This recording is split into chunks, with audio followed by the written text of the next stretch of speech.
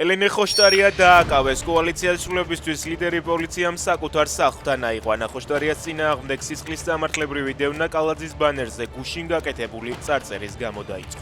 ისრაელის მოქალაქე, რომელსაც ტინდერის თაღლიც უწოდებენ, ბათუმში დააკავეს. 35 წლის საიმონ ლევიევი საკუთარი სქემისთვის გაცნობის აპლიკაციას ტინდერს იყენებდა. ის ქალებს წლების განმავლობაში ატყუებდა თავს ბრილიანტის საბადოების მეპატრონის მემკვიდრედ ასაღებდა და ამ გზით ქალებს ფულს მოტყუებით ართმევდა. ლევიევი Netflix-ის დოკუმენტური სერიალის ტინდერის თაღლითის მთავარი გმირის პროტოტიპია.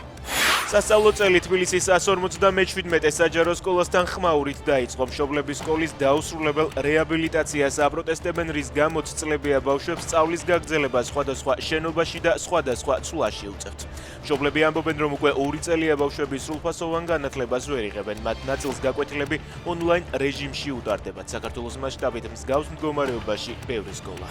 რამზან კადიროვის ჯანმრთელობის მდგომარეობა საგანგაშოა. რუსი ჟურნალისტი ვიდეოს აქვეყნებს და წერს, რომ ჩეჩნეთის ლიდერის შესამჩნევად გამხდარია და გადაადგილება უჭირს. გროზნოდან წყაროები ადასტურებენ ინფორმაციას, რომ მათ ლიდერს თითქმის სერიოზული პრობლემები აქვს და სავარაუდოდ ნეფროსტომიაც ჩაუტარდა. წყაროების ინფორმაციით კადიროვი პრაქტიკულად ჩამოშორებულია რესპუბლიკის მმართველობას და ძირითადი ფუნქციები ჩეჩნეთის მთავრობის მეთაურმა მაგომედ დაუდოვმა გადაიყვანა.